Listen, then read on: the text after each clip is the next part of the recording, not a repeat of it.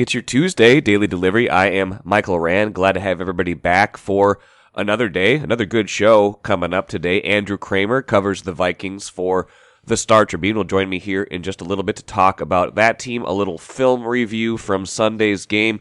Plenty to look at in that 27-22 win over the Jets, namely how the Vikings have improved so much on their red zone defense in the last couple of games. It was a really sore area for them earlier in the year. They were giving up a lot of points per possession in the red zone. They were one of the worst red zone teams in the league defensively before these last two games, really, against New England and the Jets. And better red zone defense certainly helped against New England and was the absolute key against the Jets. And Andrew and I will explore some of what they've been able to do a little bit better lately and what some of the factors are in improving that number. Also get to some award-winning Vikings poetry.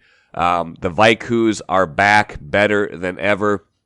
My good friend Keith Rashat joins me for that, so you will experience the Vikings poetry after the film review as well. First, though, what did I miss?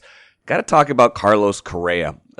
Baseball winter meetings starting just a couple days ago. Twins still hoping to make a big splash in free agency, but a couple of developments on Monday were interesting in that regard. Number one, Trea Turner reportedly agreeing to an 11-year, $300 million contract with the Phillies. Now, he was one of the big four shortstops available in free agency, joining Correa, who, of course, was with the Twins last year, had the 3-year deal that was essentially a 1-year deal, and he opted out of that to be in free agency again this year. Also, Dansby Swanson and Xander Bogaerts part of that as well, those big four shortstops. So Trea Turner coming off the board for a very big number for a very long term, obviously 11 years, $300 million with the Phillies. That will have a big impact on the Carlos Correa market. I don't know if he's looking for that long of a contract. I don't know where exactly he slots in, but a lot of people, in the projections had Correa getting at least in terms of annual value, more money than a Trea Turner, although both of those guys, very good players, obviously. So where does that leave the Twins? Where does that leave the market? Another good question along those regards is the Yankees, who are still pursuing their own free agent, Aaron Judge. Brian Cashman, their general manager, was talking at the winter meetings on Monday, saying they're not going to rush Aaron Judge to make a decision on where he's going to play next year, whether it's going to be with the Dodgers, whether it's going to be with the Yankees, whether it's going to be somewhere else long term. That's not something the Yankees are going to rush into. Why is that significant? Well, everybody's kind of waiting for Aaron Judge to sign before a lot of these other dominoes fall, because if the Yankees don't end up getting Aaron Judge, if he goes somewhere else, the Yankees might be a big player for one of these other big-name free agents, Carlos Correa perhaps being one of them. So that piece of it's interesting, too. They're not going to rush Judge, so we might have to wait and see until Aaron Judge signs what's going to happen ultimately with Carlos Correa. Now, the couple interesting things with Correa himself. Sounds like the Cubs met with Correa on Monday. Another team kind of interested in him. That was one that hadn't necessarily been reported before. A team that's kind of been, in and out of deciding whether they're trying to compete, but sounds like they're going to go for it again now. And Carlos Correa could be a centerpiece of that for them. Twins have met with him recently as well. Our Lavelle E. Neal in San Diego for the winter meetings, reporting that, saying that the Twins met with him, I think Saturday, had a good talk with him. Rocco Baldelli, talking to reporters on Monday, said we positioned ourselves well to be one of the highest priority options for him. We just have to let this thing play out. So, Correa feels like he's pretty important to this offseason. If the Twins don't get him, they will probably pivot to someone like Xander Bogaerts, or perhaps pivot to pitching, someone like Carlos Rodon. I don't know if they need to come away from the winter meetings with something, intact, locked up, but it does feel like they have some money to spend and they have some targets. They might just have to be patient. The problem with that is when you're patient, other teams who maybe have more money or a more desired market can sweep in, and all of a sudden what you thought was a plan can go awry suddenly. So watch for that. You're going to have to be a little bit patient, I think, if you're going to see if the Twins ultimately are able to get Correa. I'm still not optimistic about it. I think that's a nice idea. I think they wouldn't have had any chance of it, obviously, if they hadn't been able to get him in for a year. I think he does like it here, but how far that goes as a Scott Boras client is a big question, and we just have to wait a little bit longer to find out how that plays out. Take a playcation to Mystic Lake. With 24/7 gaming, the good times never have to end. And you can satisfy your cravings at our restaurants and bars. Or relax in one of our luxurious hotel rooms. Those that play together, stay together. And don't forget to join Club M so you can spark new memories and bask in the rewards along the way. Follow the lights to Mystic Lake, where every day is play day. It's film review time with Andrew Krammer, and my goodness, Andrew, the Vikings make the film interesting every week, and bless them to give us something different to pick apart every week. I want to talk a couple things with you right now. First one being red zone defense, one that had been pretty bad for most of the season, but has been particularly good the last 2 weeks, and especially against the Jets, and was probably ultimately the difference between a win or a loss in that game. I shouldn't even say probably. That was the difference between a win and a loss in that game. What, if anything, is different now, and how are they able to tighten things up against the Jets and then the Patriots before that? Yeah, they've not been good, as you mentioned, in the red zone. Obviously, No. There was that one run in October, I think it was, where it was like 10 straight times opponents that scored touchdowns when they reached the red zone on them. And that kind of run will tank your stats. But overall, they were 27th entering the game in the red zone in terms of points allowed. Teams pretty much thought it was automatic, and the Jets were not able to do it. The Patriots weren't able to do it either. And I think it comes down to them facing some subpar quarterbacks a little bit. You're not facing Josh Allen anymore. You're not facing Washington. They played a good game, but not Kyler Murray and not, the Tyreek Hill and Jalen Waddle. So the competition has gotten a little bit lesser, and then they've been able to focus on the running game more in the red zone, which has helped them a lot. And you're not seeing Mike White, you're not seeing Mac Jones throttle throws into some tight windows like we've seen some other quarterbacks do against them in those spots. Also, you've seen a change of strategy a little bit. You were seeing them move Patrick Peterson to the other side. And some of that might have to do with the fact that they've had so many injuries at corner, where Caleb Evans leaves again in this one. And so whether that's out of the injury necessity or them realizing, hey, this is just the better matchup, they were moving Patrick Peterson over to Devontae Parker's side against the Patriots. They were moving him over to Garrett Wilson's side against the Jets. And that was a constant theme in that second half, especially as Duke Shelley had to enter that game. And then Duke Shelley ends up with a couple pass deflections himself in some of those spots. So I think it's just better play from the secondary members, and then a little bit of the change in strategy. Yeah, that's a good point. I mean, we do tend to think of these things as solely what is this team doing different to make the numbers different. And some of it just comes down to sometimes the opposition. And we've seen it, throughout the NFL over the last few years, at least.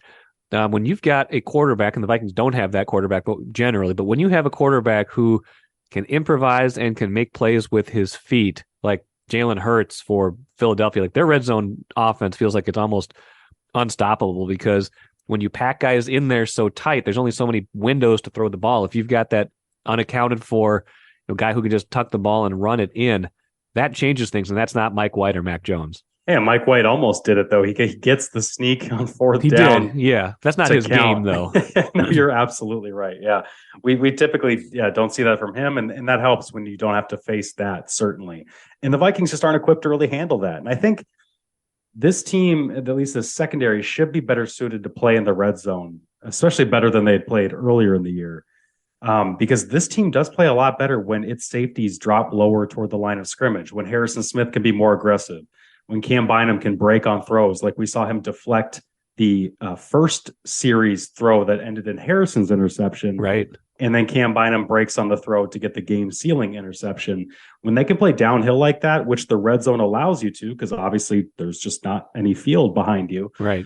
they do play better. And you're seeing that because these guys are so preoccupied with not getting beat deep. They get drilled into their heads throughout the week and throughout the offseason by this coaching staff. That's the whole philosophy. 4-man rush, play deep off coverage, don't get beat deep.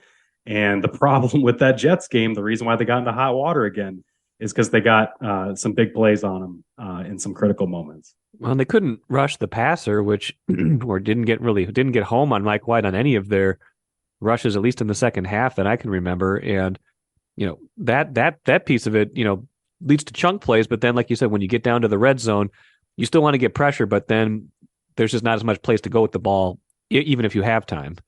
Yeah, they did. It was good to see, if you're the Vikings, that you did get some pressure on some of those third downs in the red zone. Zadarius Smith had a batted ball away. Yes, that was a big play. DJ Wanham actually had a really key pressure on that interception to seal the game. Mike White said after the game, I could feel that coming from the left tackle behind me, and I had to force that ball in there. And obviously that leads to the turnover. So they were able to get some pressures, but you're right. In general, you aren't seeing the instant 4-man rush from Zadarius, who's been dealing with a knee injury, or from Danielle Hunter, who's getting chipped and doubled a lot in some of these scenarios, as we're used to seeing. And so you saw Ed Donatel and the Vikings actually shift to a 5-man front against the Jets, who were doing a lot of side-to-side stuff. And so I think they were trying to generate that with some extra pass rushers, extra defensive linemen, but it didn't always get home. A couple more thoughts on that before we shift to another idea I wanted to run past you. Harrison Smith, I talked about this with Royce a little bit on Monday's show, but he's playing about as well as I can remember him playing. He feels like every major play especially in close moments, he's in the frame. He's obviously a big part of red zone defense and had the interception and had some other breakups in that game. What's been your impression of his play, and even in tandem with Bynum this year?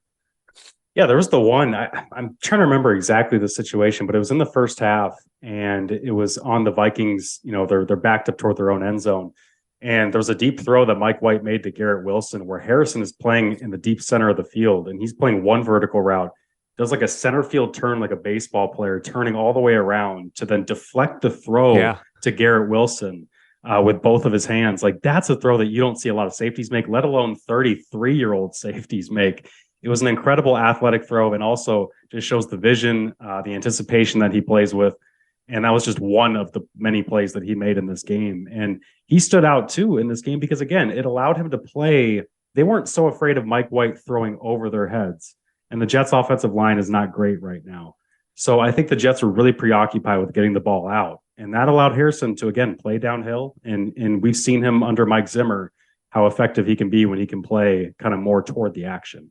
And he shot a gap, I think, on a run play down by the goal line, too, and stopped a play down there that ended up being pretty, I think it was like maybe second down. And if he doesn't get an ankle on someone, that might be the go-ahead touchdown. And instead, they survive those 4 downs and survive again beyond that and win that game. And it's another one of those games where you're like, couldn't they make it easier on themselves? But they do keep making those plays that ultimately get it done. And a big part of that in that game was the red zone defense.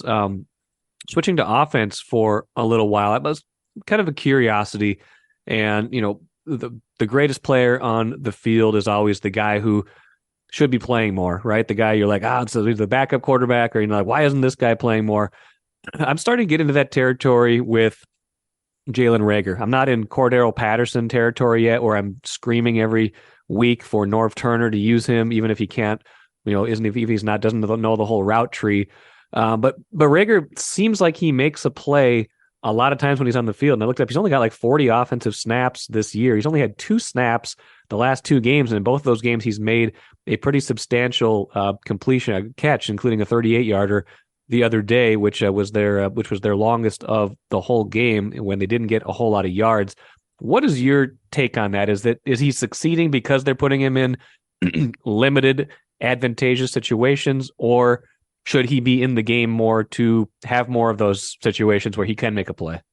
Yeah, your question's the right one, because I think there's a lot of Eagles fans who would say we've seen him in a bigger volume, and no thank you. Yes. So I think part of it is the Vikings are putting him in very smart positions to take advantage of what he's good at. And then in turn, he's seizing those opportunities and not screwing up, not doing some of the things that got him in trouble with the Eagles over those years where he was more relied upon.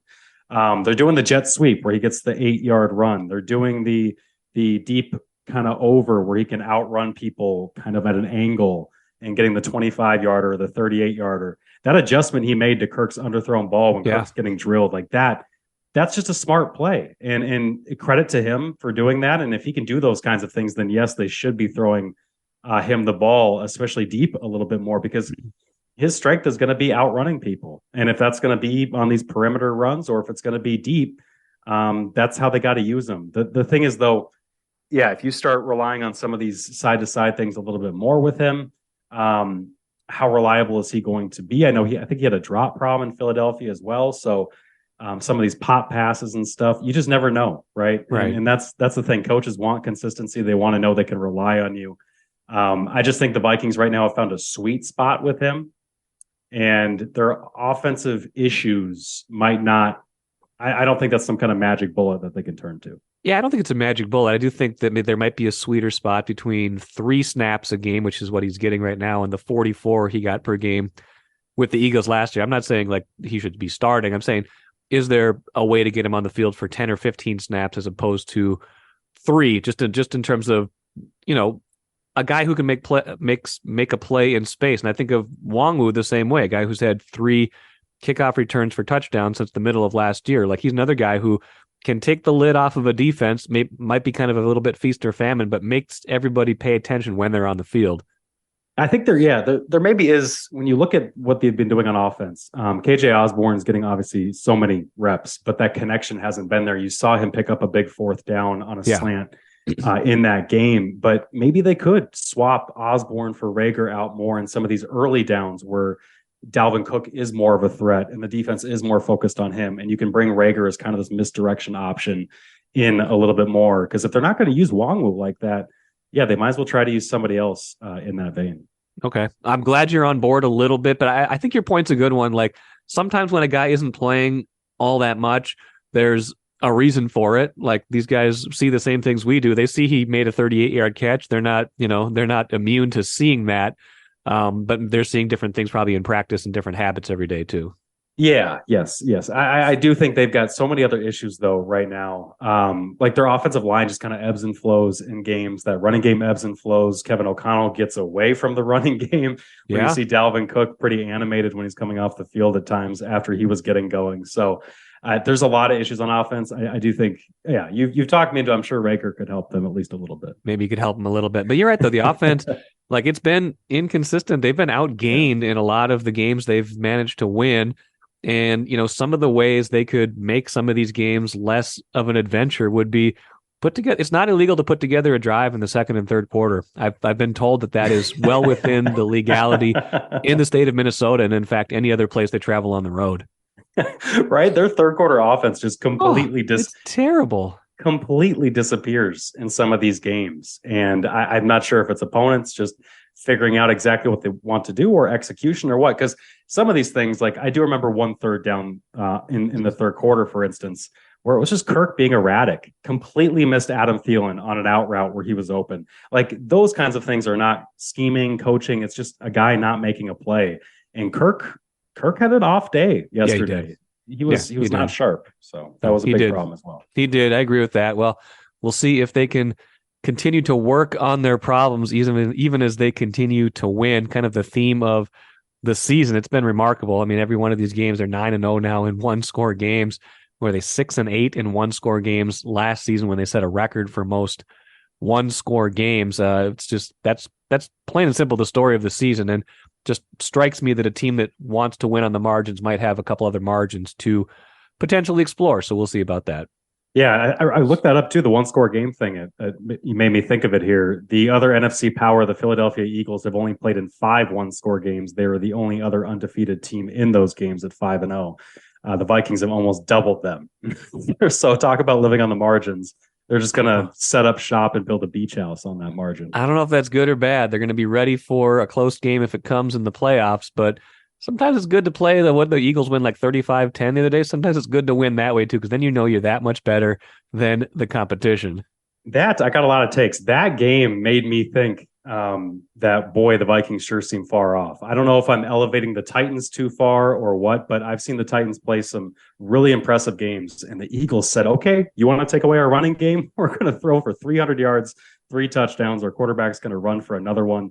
That was a really impressive game by Philadelphia. Yeah, it's going to be interesting. I mean, they're virtual locks to make the playoffs now. All they got to do is win one more, have Detroit lose one more in the next 5. But how these matchups shake out, there's definite pros and cons as to who they might face. Although San Francisco, obviously at this point, if that got to be a matchup later on, that's a little bit more tenuous for San Francisco now without Garoppolo. But these are still a long ways up. They got to fix their own problems before they worry too much about who they might be playing in the postseason. They do. A lot of problems too to work on. But hey, as the players keep saying, it's a good spot to be in. It is indeed. Thanks, Andrew. Thanks a lot, Mike. Good stuff from Andrew, as always. It's been fascinating to watch this team this year, kind of the ebbs and flows of the things they do well, the things they don't do well.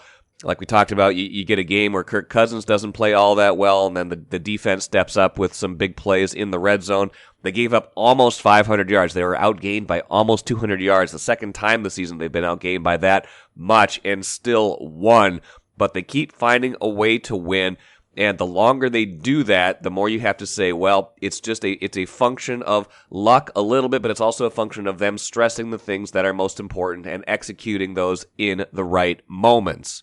You came to the podcast today for some more award-winning poetry, some haikus. You have come to the right place. The only podcast that I know of that's dedicated to telling you the story of a Vikings game, more often than not victories this season, in poetry form.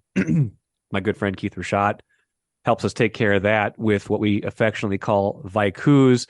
You were called out last week for having one too many syllables in one of your haikus, so I hope you have cleaned up your act, sir. Does poem have 1 or 2 syllables? 2. Poem. I don't believe. Not the way I say it. Do you just say poem?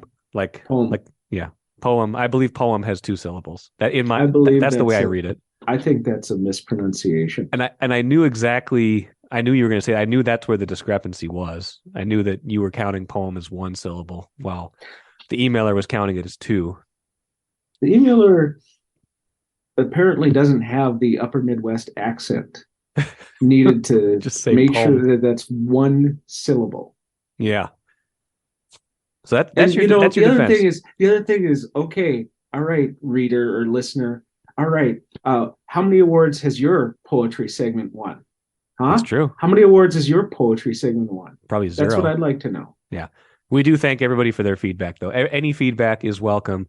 Except for that guy. Especially one who is listening with such a critical ear. That was probably one of your most treasured pieces of feedback, because it was very specific, and it was a challenge to your syllable counting. So let's see how you do this week. Well, I'll count them up along the way and make sure you're doing okay. So let's hear haiku number 1, please.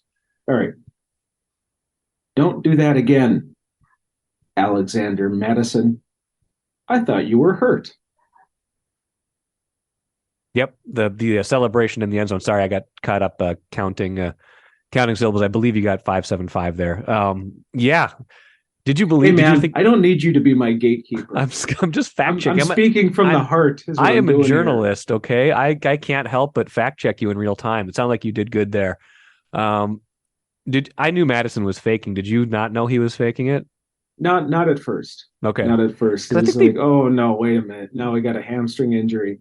Oh, wait a minute. What is he doing now? Oh, let's not talk about that too much, because it got a little dicey at the end. It did get a little dicey at the end. Celebration was. Didn't get a penalty for it, so he must not have done it for long enough, or maybe they didn't know what he was doing exactly. Yeah, well, we're not going to describe it in great detail because it was questionable. It was a disgusting act, is what it was. But yeah, I'm all for not giving the appearance of hurting yourself. I feel like that started with like I feel like a wrestler did that a long time ago. Like after he won a big match, he did a backflip and then pretended it might have even been, was it like Marcus Levesque or somebody who was really important in the local wrestling scene, and then pretended he had hurt his ankle, rolled around. Everyone's like, "Oh, what happened?" He gets up and runs away and laughs.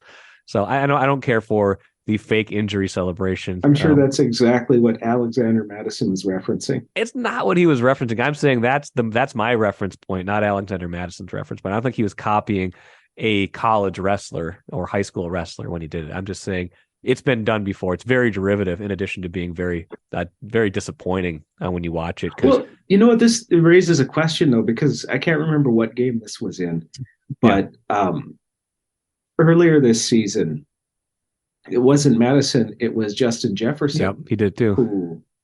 So was he faking as well too? Yeah, it's like a thing. There's some kind of TikTok challenge. I don't know if you're on TikTok a lot.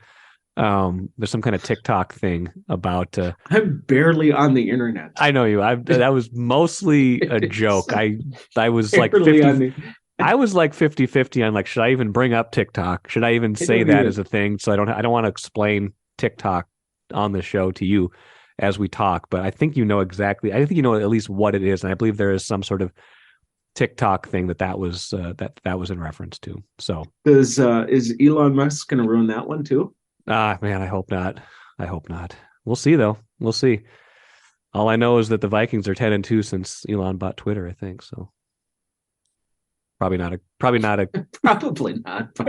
really. Just kidding. All right. But Q2, please. Oh man, we need to put this segment back on track with some poetry. Yeah, we do. All right, number 2. Please no camels. He totally sucked. But then he was also great. What a season, Kirk. Yeah, he missed some throws. I mean, I think that the one thing that I came away impressed by in that game and just overall this season is that even though his numbers are not as good as they have been, and pretty much in every quantifiable way, but his toughness this year, I think, has been on a certain level that I'm not sure I had seen in at least consistently in past years, taking a lot of hits on throws to make big plays happen, to running the ball and not being afraid to take a hit. He's been pretty tough this year and has paid the price. So I feel like that's the lever in his favor overall this year. But he did miss some throws. I mean, that game would have been more comfortable for sure if they'd been able to sustain any kind of offense in either of those two middle quarters for like the 8th game in a row. Well, contrary to all reports, my guess is that he is a human being, right? And so he's gonna make mistakes and he's gonna have tough games and what have you. And he's not Tom Brady. He's a very good quarterback. He's not one of the all-time greats who never misses. But it's sort of interesting how his season is a microcosm for the Viking season as a whole, right? Because he's not putting up the same statistics. He's not accomplishing the same things through the numbers that he has in the past, but he's just having much more success where we all care about the most, right? He's been incredibly clutch, and I think that you're right. He's been incredibly tough as well too, and how many times over the course of the last few seasons on that one run where he stuck his head in and got the extra yards and got that 6 yards for the first down. How many times would he have slid 3 yards before the first down marker in seasons past? Yeah. So there is something different, right? And it's manifesting itself in a very weird way. It's not really a new revelation here, but it's just weird how it's manifesting itself as a lack of statistical production, but more than making up for it in the record.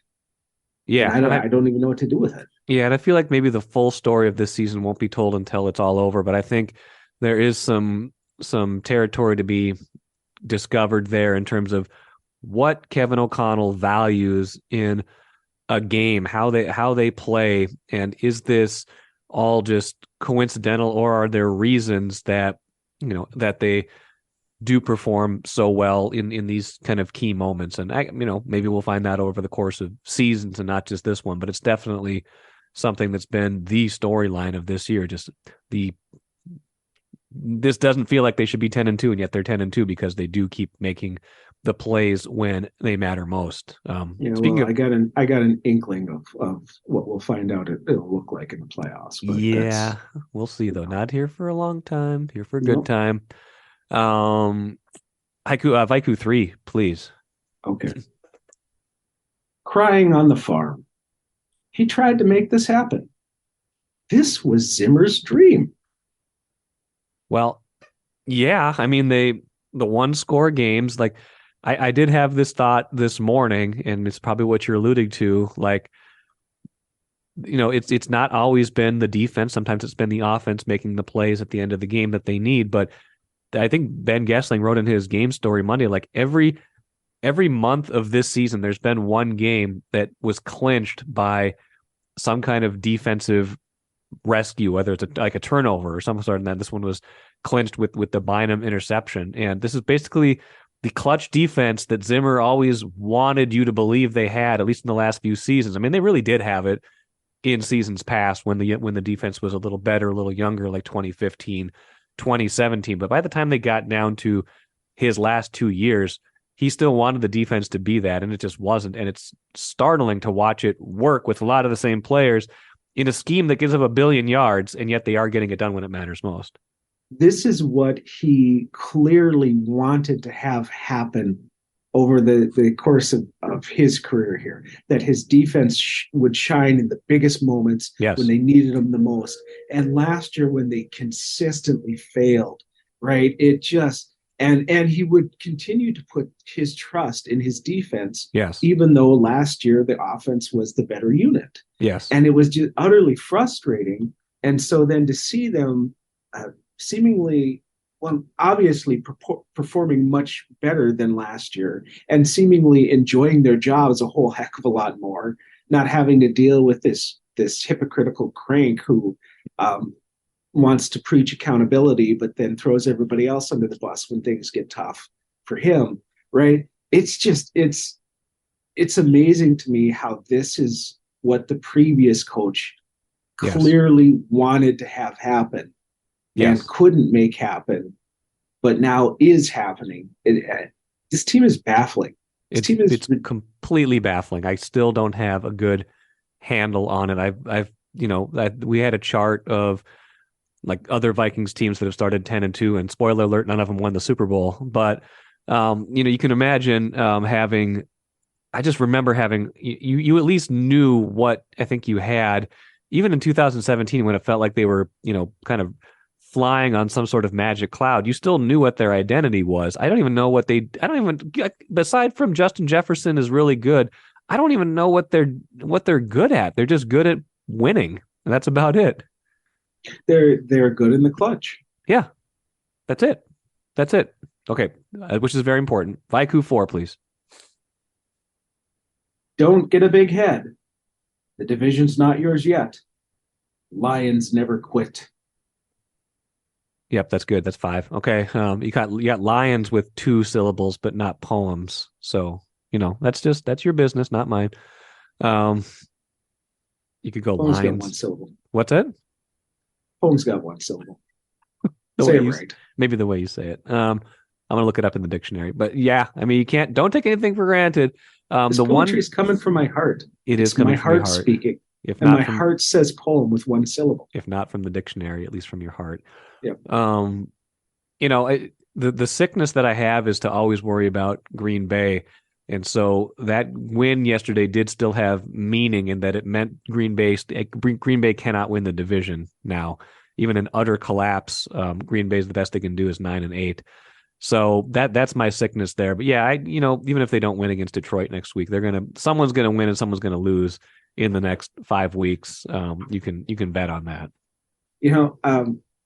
If I were younger and had more time and still had the level of pettiness that I had in say my early 20s as a sports fan, I would search through the entirety of the internet, maybe even TikTok, to find TikTok, that one person, the one person who will inevitably say, well, if the Lions are gonna miraculously win this division, they have to win this next game for sure. Yeah. Because somebody out there is gonna make some reference or comment toward that it's still mathematically possible for the Lions to win this division.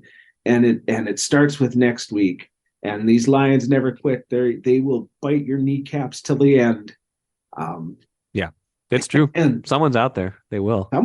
Someone's gonna say it, even though it's utterly ridiculous. And the Vikings have basically wrapped it all up. Yeah, I mean, what is still like, at least more than mathematically in play for the Lions is a wild card berth. I think it's still far fetched, but they are still in the hunt graphic there. But yeah, the division exactly where you expected the Vikings. Yeah, exactly where I always expect the Vikings. Like you realize that they're with 5 games left, they have 3 more wins than I predicted they'd have for the entire season. So that tells you where they are relative to my sense of where this was all going. Well, yes. You asked me last week what was more surprising, the Green Bay being bad or the Vikings being good, and I still believe it's the Vikings being good. There was no way anybody with any sense saw this coming at all. Nope, not a bit. And here yet, which is why it makes perfect sense for this idiot segment. One thing that is not in doubt: daily delivery has 6 syllables. And don't you forget it. That'll do it for today's show. Hope you enjoyed everything we had going today. Back at it again on Wednesday. Should be a great one, talking to Chip Scoggins and Aaron Levinsky of the Star Tribune about their very, very wonderful Red Lake football story that appeared in Sunday's paper. So a little bit of inside that story with both our great Chip Scoggins, our writer, and Aaron Levinsky, the photographer who worked on that package. So I hope you enjoy that. Have a great rest of your Tuesday. Back at it again tomorrow.